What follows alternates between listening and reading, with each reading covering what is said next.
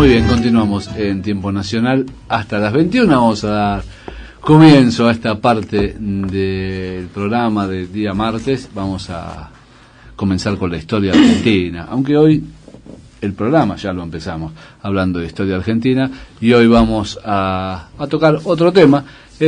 Primero ya habíamos hablado de el fallecimiento en 1821 de Martín Miguel de Güemes, y ahora vamos a tocar el tema que venimos tratando con Castañino durante todo este. Yo iba a hablar de un episodio que sucedió durante la coalición, el levantamiento de la coalición del norte contra Rosas.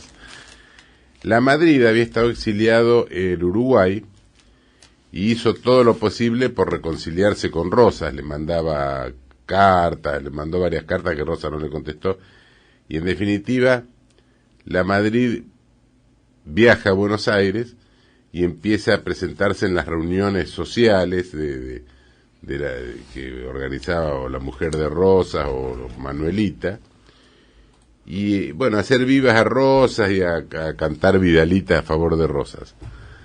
Entonces incluso lo va a visitar a Palermo, y Rosas lo comisiona para que vaya a buscar las armas a Tucumán. Y la Madrid se va como rosista, incluso cantando Vidalita a favor de Rosas, y mueran los salvajes unitarios, etcétera. Pero cuando llega a Tucumán, se da vuelta y se pasa a la coalición del norte, que era un levantamiento que había, digamos, comandado por Lavalle, que había adherido también el general Paz, y la Madrid se une a ellos. Y hay una parte que relata incluso Paz en las memorias, y la Madrid también, de cuando porque ¿qué pasa? Rosas lo nombra a Oribe como jefe de la Confederación, del ejército de la Confederación, y los empieza a empujar a Lavalle y a la Madrid y a Paz hacia el norte, de Córdoba hacia el norte. Y la Madrid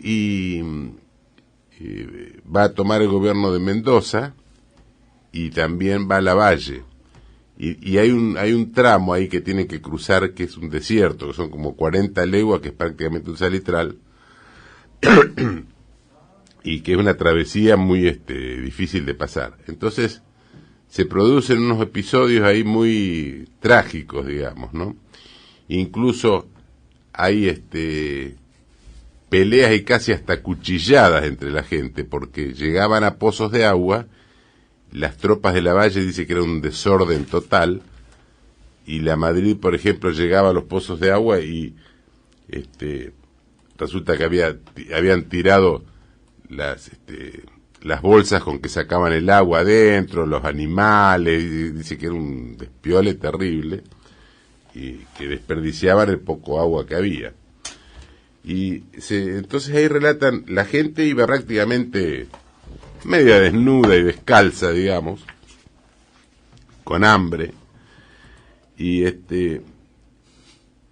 entonces yo voy a leer unas memorias que escribe Villafañe, que era el secretario de la Madrid, que relata describe un poco cómo eran los hechos, ¿no?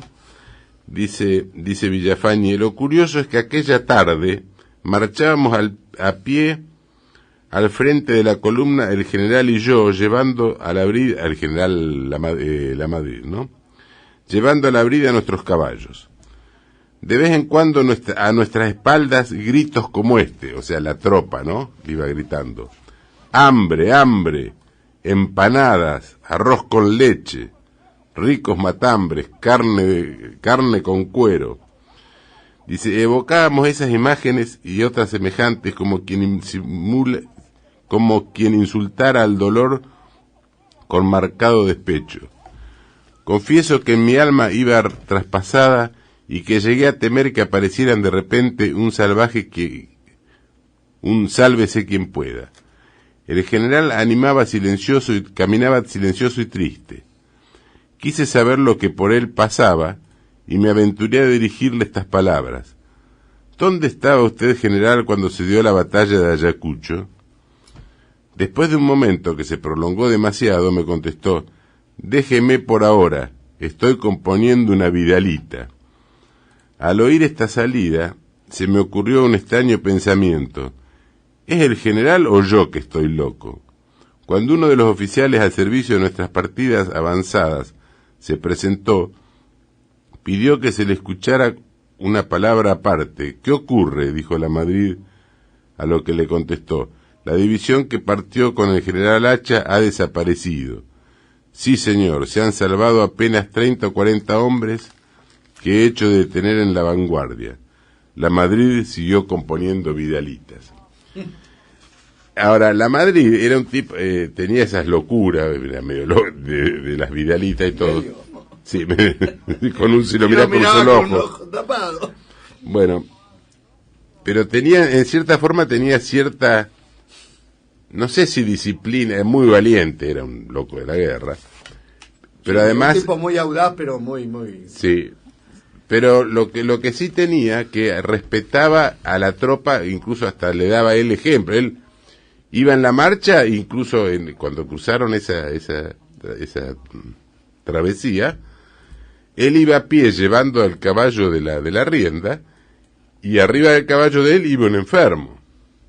En cambio, la Valle se agarraba a los mejores caballos y la tropa era la tropa de la Valle era un desorden. Eran dos personajes, sí, muy diferentes. La Valle bueno, dejó mucho que decir en su vida personal también con lo que hizo al Zarco Brizuela, el gobernador de La Rioja, que ahí también se dice que la muerte no fue por parte del soldado de Rosa, sino... Yo quería leer una... por gente de Brizuela, ¿no? Claro.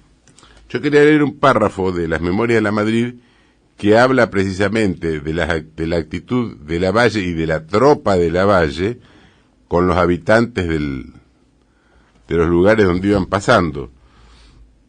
Dice así la Madrid: llegaba a los baldes del Tala, me encontré con un nuevo espectáculo que me horrorizó y escandalizó al mismo tiempo que llenó de indignación. Las bebidas en los pozos estaban todas destruidas y solo eran un fango de barro, como si de intento hubiesen echado caballadas sueltas a destruirlas. Los baldes o bolsas de cuero con que se sacaba el agua de los pozos estaba dentro de ellos. Las sogas de reventada, los cortísimos rebaños de ovejas y cabras de los infelices habitantes de aquellos miserables ranchos, habían desaparecido los que estaban gordos y estaban tirados muertos los flacos. Algunos bueyes y vacas lecheras con que sembraban y se alimentaban aquellas infelices familias estaban igualmente muertas, y sólo le habían sacado un pedazo de asado o la lengua de dichos animales. Y lo que es más, se me presentan desnudo casi todos sus habitantes llorando y me hacen las justas convenciones siguientes. Señor, me dice, hace años que lo conocemos a usted y lo hemos visto pasar por acá, por estos tristes ranchos, vencedor o en desgracia, sin que jamás hayamos experimentado el más pequeño daño de sus soldados, y nos encontramos excusado jamás de obsequiarlo por nuestra pobreza, tanto a usted como a sus soldados. ¿Por qué, señor, nos ha dejado venir a esta gente que ha pasado por delante sin avisarnos para que hubiésemos podido ocultarnos en los montes con nuestros hijos y lo poco que teníamos? Se refiere a las tropas de la Valle, ¿no? Mire, mi general, cómo nos han dejado, indicándome sus cuerpos casi desnudos.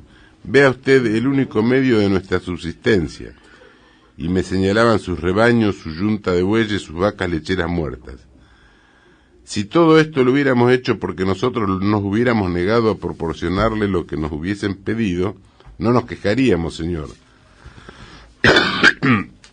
Pero gracias a Dios no faltan en las inmediaciones ganados ni oficiales y alcaldes que los hubiesen proporcionado. Pero sin que nada de eso haya sucedido, dejarnos, señor, en el estado que nos ve, y renovaban al mismo tiempo su llanto.